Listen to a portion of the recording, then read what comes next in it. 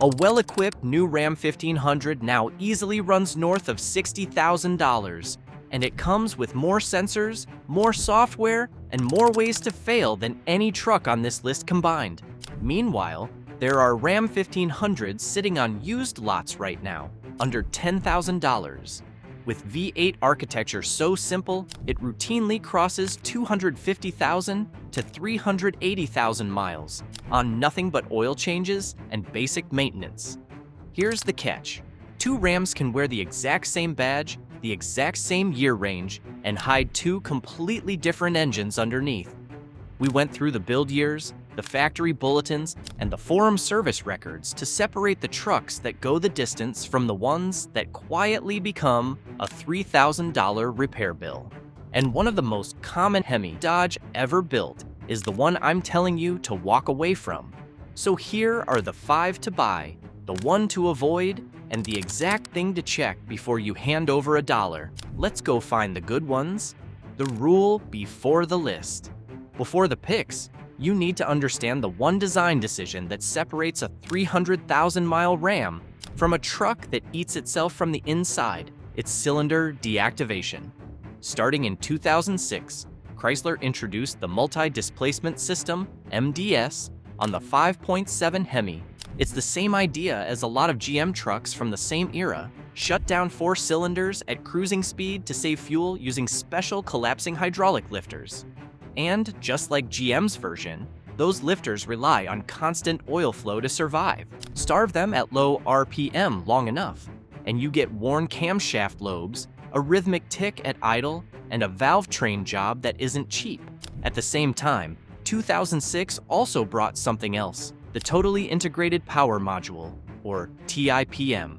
It's an electronic circuit board fuse box that replaced the simple mechanical relay panel Dodge had used for years. On paper, that's progress. In practice, it's been one of the most common sources of random electrical failures on these trucks.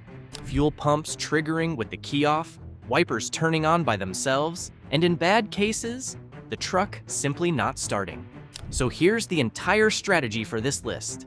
Find the years and configurations that either avoid MDS entirely, avoid the TIPM entirely, or both. Every pick on this list is filtered through that lens. And here's the part that saves you the most money. Every one of these picks is judged against the same 4 things every single time. Does it have a cylinder deactivation risk? What's the one honest mechanical flaw and what it actually costs to fix? How tough is the transmission behind it, and what will you actually pay for a clean one? Same 4 checks, every truck, no shifting goalposts. Before we go into the list, if you want a more in-depth look into how your Ram 1500, or really any pickup truck, can last 200,000, 300,000, or even 500,000 miles, this ebook reveals the exact maintenance secrets and brand-specific strategies that every smart pickup truck owner should know. If you want to check it out, the link is down in the description below. Pick 1, the 2004 to 2005 Ram 1500 3rd Gen 5.7-liter non-MDS Hemi V8 plus 545 RFE, the reliability king. If you want the single most bulletproof cheap Ram on the planet, it's this one, and it's not particularly close. The 2004 and 2005 model years are the last window where the 5.7 Hemi ran without MDS and without the TIPM. Here's why that matters mechanically. Without MDS, there are no collapsing lifters cycling on and off, no oil starvation at cruising RPM, none of the Hemi tick that plagues later trucks. The block is heavy-duty cast iron, the heads are high-flow aluminum, and oil flows across the camshaft continuously under every driving condition. And without the TIPM, you've got a traditional mechanical relay and fuse box instead of a circuit board that can randomly kill your fuel pump. The one honest flaw, early 3rd Gen Hemi are vulnerable to dropping valve seats if they are ever severely overheated, and they frequently break exhaust manifold bolts or throw codes for a bad EGR valve. Keep the cooling system flushed and fresh, and the engine is essentially bulletproof again. The transmission, the 545 RFE, is fine for normal driving, but is the weak link if you tow heavy regularly. Owner records across Dodge and Ram forums back this up hard. Trucks in this exact window with 170,000 to over 380,000 miles on the original engine and valve train, no major overhauls. That's not a cherry-picked example. That's the forum consensus. A clean, honest 2004 to 2005 Hemi Ram routinely sits between $4,500 and $8,500. Here's the part that makes this pick even stronger, and it's not the engine at all. This generation predates rolling computer trucks. No giant touchscreen, no electronic parking brake modules, no lane keep assist to fail. That means almost every repair is a well-documented cheap weekend job, and parts are everywhere, because Chrysler built millions of these. The total cost of keeping this truck on the road isn't just low because the engine lasts. It's low because there's almost nothing expensive left on it to break. Walk away from a 2006 and up Hemi expecting the same simplicity. This one, drive it forever. Pick 2, the 1998 to 2001 Ram 1500 second gen 5.2-liter/5.9 liter Magnum V8 plus 46 RE, the $100 fix nobody knows about. This is the cheapest entry point on the entire list, and it's undervalued because of a single misunderstood $100 problem. The Magnum V8 in both the 5.2 and 5.9 displacements is the final evolution of Chrysler's legendary LA small block family. All cast iron, hydraulic roller lifters, a rotating assembly that's nearly indestructible on its own. The flaw is the intake manifold. It pairs a cast aluminum upper section with a stamped steel lower plate sealed by a paper gasket. Aluminum and steel expand at different rates when they heat up. Over time, that mismatch tears the gasket, and engine vacuum starts pulling oil directly into the combustion chambers. Here's what that actually looks like to a seller. A quart of oil burned every 300 to 1,000 miles. Spark knock under acceleration, fouled oxygen sensors, misfires. Most sellers assume the rings or head gaskets are shot and price the truck to move. In reality, the fix is a solid aluminum plenum plate, roughly $100 in parts, plus labor.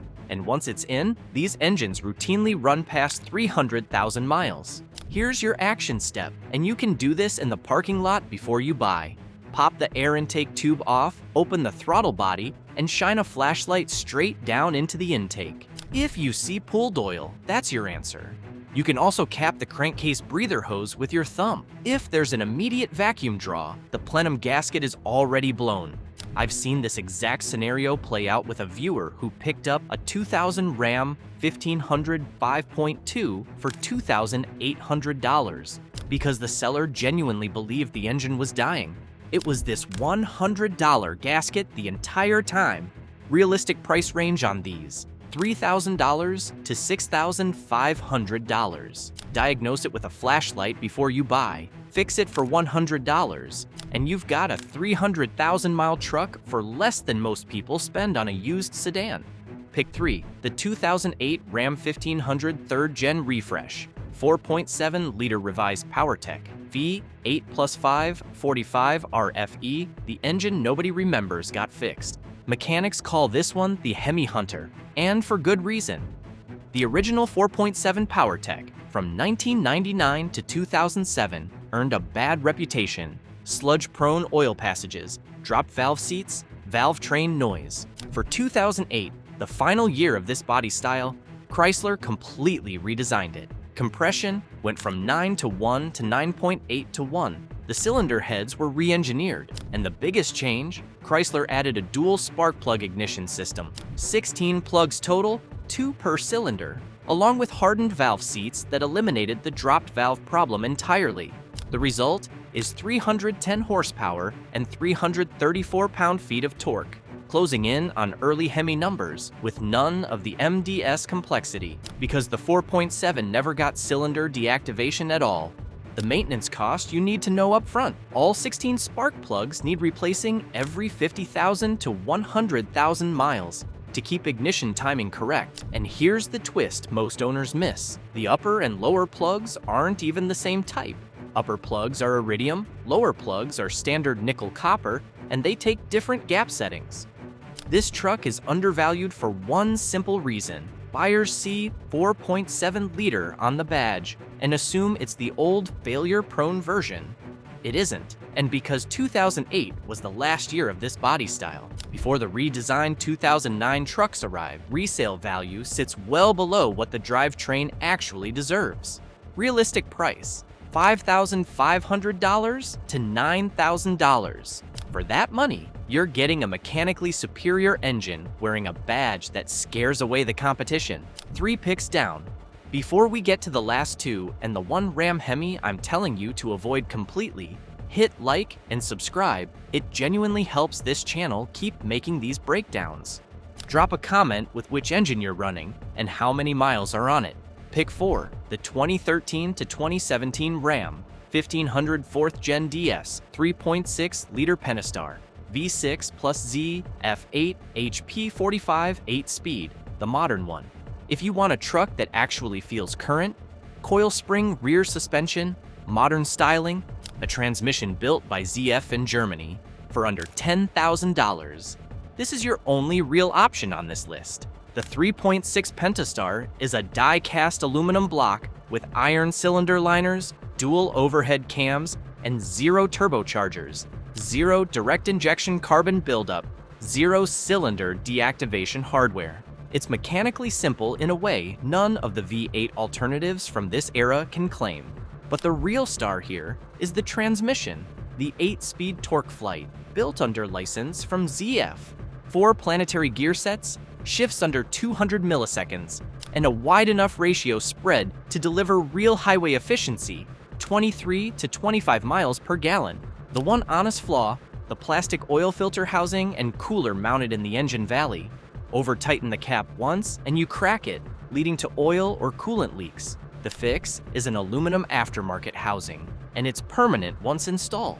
Here's why this is undervalued. Half-ton truck buyers overwhelmingly chase V8 badges. Fleet returns and tradesman trims. With this V6 get dumped fast and cheap, despite being mechanically excellent. Fleet trucks like this tend to be babied compared to a V8 bought specifically to tow and haul hard. Realistic price: $7,500 to $9,900.